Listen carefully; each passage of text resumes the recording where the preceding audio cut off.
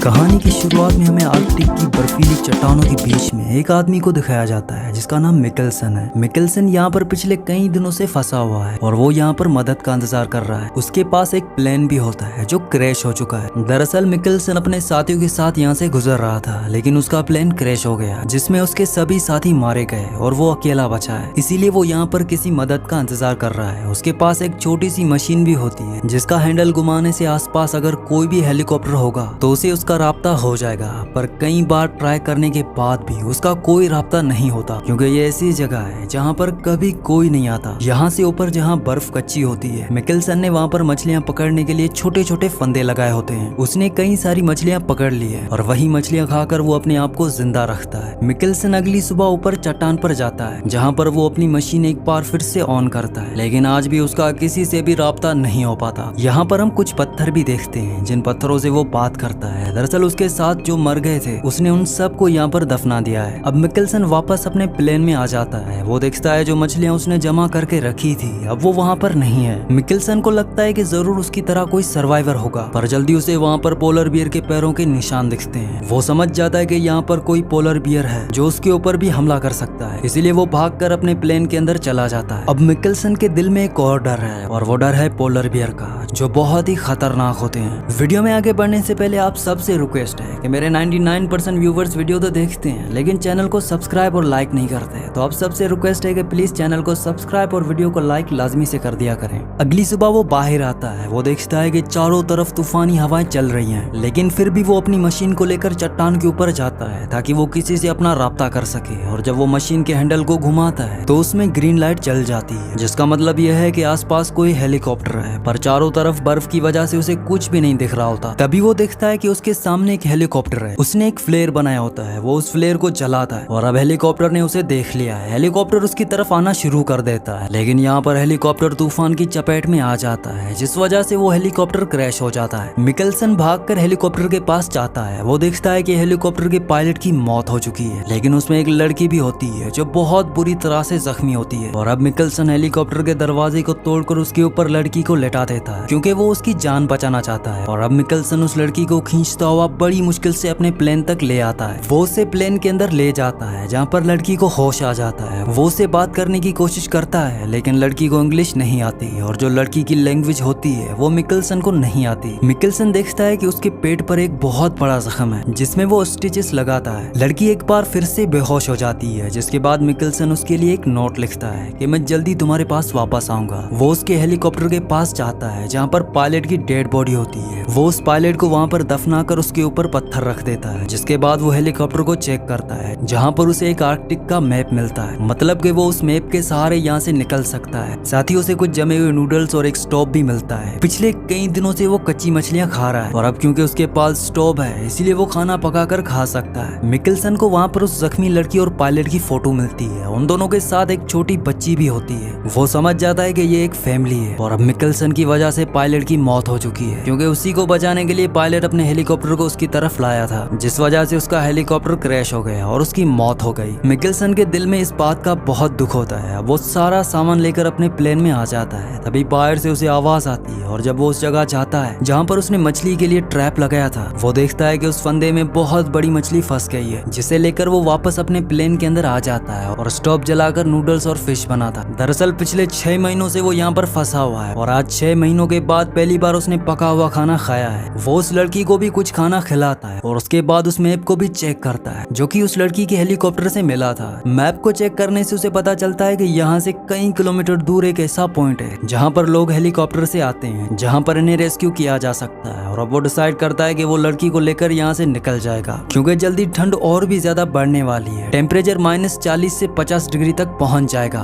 और इतनी ठंड में कोई भी इंसान नहीं बच सकता। इसीलिए मिकेल्सन डिसाइड करता है कि उस लड़की को अपने साथ लेकर वो उस पॉइंट तक जाएगा। हालांकि ये काम बहुत मुश्किल है, पर मिकेल्सन डिसाइड कर लेता है कि वो उस लड़की की जान जरूर बचाएगा। इसीलिए वो बहुत सारी मछलियां पकड़ता है, साथ ही कुछ पानी भी अपने साथ रख लेता है और प्लेन में एक नोट छोड़ देता है कि हम तो यहाँ पर जिंदा थे, पर अब हम नॉर्थ की तरफ जा रहे हैं। और उस लड़की को वो अपने स्लीपिंग बैग के अंदर पूरी तरह से पैक करके एक प्लास्टिक के टपनुमा चीज के ऊपर लेटा देता है और उसे खींचता हुआ लगातार आगे बढ़ना शुरू कर देता है। पर मिकेल्सन खुद भी यहाँ पर बहुत कमजोर हो चुका है, इसीलिए उसकी चाल बहुत धीमी होती है। वो लगातार उस लड़की से बातें बातें करता रहता है। उसके पास अब एक मकसद है, वो किसी भी कीमत पर उस लड़की की जान बचाना चाहता है, क्योंकि उसकी वजह से कहीं ना कहीं उसके हस्बैंड की मौत हुई थी। मिकेल्सन लगातार उस लड़की को खींचता हुआ आगे बढ़ता रहता है। कई घंटों के बाद जब वो अपना मैप चेक करता है तो उसे पता चलता है कि अभी भी दूरी तकरीबन 45 किलोमीटर है, जिसे पार करने में तकरीबन उसे 7 दिन लग जाएंगे, क्योंकि बर्फ में स्पीड बहुत कम होती है। साथ ही मिकेल्सन के अंदर ताकत भी अब बहुत कम बची हुई है और सबसे बड़ा खतरा है पोलर बियर का, जो कि इस इलाके में कहीं आसपास ही है। पूरा दिन चलने के बाद रात हो जाती है। अब रात को उसे कहीं ना कहीं सेफ्टी वाली जगह पर सोना होगा, जहाँ पर ठंड कम हो, क्योंकि रात होने पर इस जगह पर ठंड मतलब कि टेम्परेचर बहुत ज्यादा कम हो जाता है। इसीलिए वो बर्फ के अंदर गड्ढा करके एक छोटा सा टेंट बनाता है ताकि वो ठंड से बच सके। वो लड़की को उसके अंदर ले जाता है, जहाँ पर वो खाना भी बनाता है। मिकेल्सन उस लड़की के साथ पूरी रात वहीं टेंट में ही गुजारता है। अगली सुबह वो अपना सफर फिर से शुरू करता है। मिकेल्सन अब पहले से भी ज्यादा थक चुका है, लेकिन किसी भी कीमत पर वो उस लड़की को बचाना चाहता है। इसीलिए वो लगातार धीरे धीरे आगे बढ़ता ही चला जाता है। तभी उसके सामने एक बहुत ऊंची चट्टान आती है। इस चट्टान में वो अकेला तो चढ़ सकता है, लेकिन वो लड़की को ऊपर खींचकर नहीं ले जा सकता। वो अपनी जेब से मैप निकालता है और मैप देखता है, जिससे उसे पता चलता है कि चट्टान को पार करने का दूसरा रास्ता है, लेकिन अगर वो दूसरे रास्ते से गया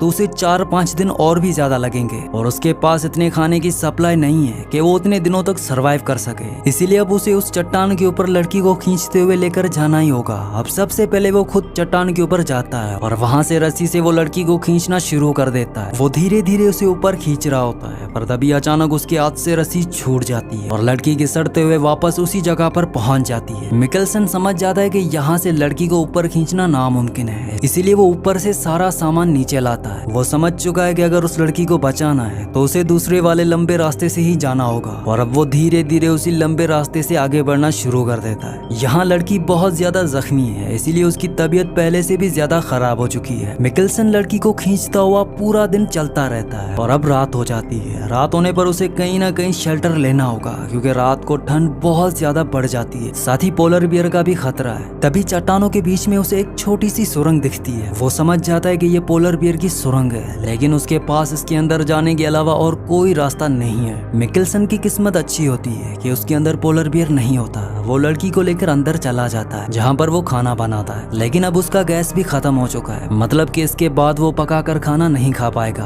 दिन गुजरने के साथ साथ मिकेल्सन की मुश्किलातें भी बढ़ती जा रही हैं। अब जब मिकेल्सन गुफा के अंदर होता है तभी उसे किसी के गुजरने की आवाज आती है। वो समझ जाता है कि बाहर पोलर बियर है और तभी पोलर बियर अंदर आने की कोशिश करता है, लेकिन मिकेल्सन किसी तरह से उसका जो फ्लेयर होता है वो उसे जलाकर बाहर फेंकता है, जिससे पोलर बियर डर कर वहाँ से भाग जाता है। मिकेल्सन डर के साए में पूरी रात गुजारता है। अगली सुबह जब वो बाहर आता है तो पोलर बियर वहाँ पर नहीं होता, इसीलिए जल्द से वो लड़की को लेकर इस जगह से निकल जाता है। अब कई घंटे चलने के बाद उसके सामने एक बर्फीला तूफान आ जाता है। बर्फीले तूफान से बचने के लिए वो उस स्लेट को जिसके ऊपर लड़की को लेटाया होता है वो उसे अपने सामने कर देता है और लड़की को पकड़कर वहीं पर ही लेट जाता है। कुछ देर के बाद जब बर्फीला तूफान थम जाता है तो वो देखता है कि वो पूरी तरह से बर्फ के अंदर दबा हुआ है। मिकेल्सन उस लड़की को भी चेक करता है। वो देखता है कि उसके मुंह से खून आ रहा है। वो उसके जख्म को चेक करता है, जिसमें अब इन्फेक्शन हो चुका है। वो समझ जाता है कि लड़की का बचना नामुमकिन है, क्योंकि उसके जिस्म में किसी तरह की कोई हलचल नहीं होती। इसीलिए वो डिसाइड करता है कि वो उस लड़की को यहीं पर ही छोड़कर अकेला ही आगे का सफर शुरू करेगा। इसीलिए वो उसकी फैमिली की फोटोज रखकर अकेले यहाँ से निकल जाता है। हालांकि ऐसा करते हुए उसे बहुत तकलीफ हो रही होती है, लेकिन उसके पास उसके अलावा और कोई भी रास्ता नहीं है। अब जब वो कुछ ही दूर आगे जाता है तो वो एक खाई में गिर जाता है, जिसकी वजह से उसके पैर की हड्डी टूट जाती है। यहाँ पर मिकेल्सन को एहसास होता है कि उसने उस लड़की को वहाँ पर छोड़कर बहुत गलत किया। उसे ये भी एहसास होता है कि शायद उस लड़की की वजह से वो जिंदा है। शायद ऊपर वाला भी चाहता है कि वो उस लड़की की जान बचाए, इसीलिए किसी तरह से वो अपने पैर को बांधकर एक बार फिर से ऊपर आता है और उस लड़की के पास जाता है। उस लड़की को अब होश आ गया है। वो मिकेल्सन से पानी मांगती है। मिकेल्सन उसे पानी देता है, जिसके बाद एक बार फिर से वो लड़की को स्लेट के ऊपर रखकर खींचना शुरू कर देता है। उसके पैर की हड्डी टूट चुकी है, इसीलिए वो लकड़ी के सहारे धीरे धीरे आगे बढ़ता है। ऐसा करते हुए उसे बहुत दर्द हो रहा होता है, लेकिन वो किसी भी कीमत पर लड़की की जान बचाना चाहता है। इसीलिए वो धीरे धीरे आगे बढ़ते हुए उस रेस्क्यू पॉइंट तक पहुंच जाता है, जो कि एक हाइट पर होता है। वो लड़की को खींचकर ऊपर नहीं ले जा पाता, इसीलिए वो सबसे पहले अकेला जाता है। वो देखता है कि वहाँ पर एक हेलीकॉप्टर है, जिसे देखकर उसे बहुत खुशी होती है। वो वापस नीचे आता है और लड़की को भी धीरे धीरे खींचता हुआ ऊपर जाता है। और अब उसके सामने जो हेलीकॉप्टर और लोग होते हैं वो उसे से बहुत दूर होते हैं। हालांकि मिकलसन फ्लेयर जलाता है लेकिन वो उसकी फ्लेयर को नहीं देख पाते, इसीलिए मिकलसन अपनी जैकेट निकालकर उस पर आग लगा देता है, लेकिन इसका अभी कोई फायदा नहीं होता। वो लोग उस जलती हुई आग को नहीं देख पाते। मिकलसन लड़की को स्लीपिंग बैग से बाहर निकालता है। ये दोनों के दोनों आवाजें लगाते हैं, लेकिन तब तक वो लोग हेलीकॉप्टर से उड़ जाते हैं। मिकलसन और वो लड़की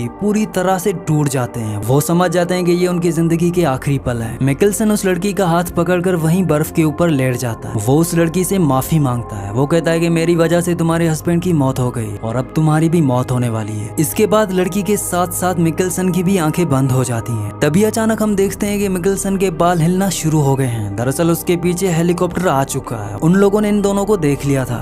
वो इन दोनों को रेस्क्यू करने के लिए यहाँ पर पहुंच चुके हैं, जिसका मतलब यह है कि अब इन दोनों की जान बच जाएगी। मिकलसन पिछले कई महीनों से आर्कटिक की बर्फीली पहाड़ियों के बीच में फंसा हुआ था, लेकिन कभी उसने वहां से निकलने की कोशिश नहीं की। पर जब उसने देखा कि लड़की की हालत खराब है और वो अगर उसे यहाँ से नहीं ले गया तो उसकी मौत हो जाएगी, तो उसने रेस्क्यू पॉइंट तक आने का फैसला किया। इसीलिए कहा जाता है कि हम अच्छाई करने की कोशिश करें तो हमारे साथ भी अच्छा ही होता है। जिस तरह से मिकलसन ने उस लड़की की जान बचाने की कोशिश की, जिसकी वजह से उसकी जान भी बच गई और कई महीनों के बाद वो उस जगह से बाहर निकलने में कामयाब हो गया। इसी के साथ इस मूवी का एंड हो जाता है। अगली कहानी आप किस मूवी पर सुनना चाहते हैं मुझे नीचे कमेंट्स में जरूर बताना, और अगर आपको ये वीडियो पसंद आई हो तो इस वीडियो को लाइक लाजमी से कर देना और चैनल को भी सब्सक्राइब कर देना।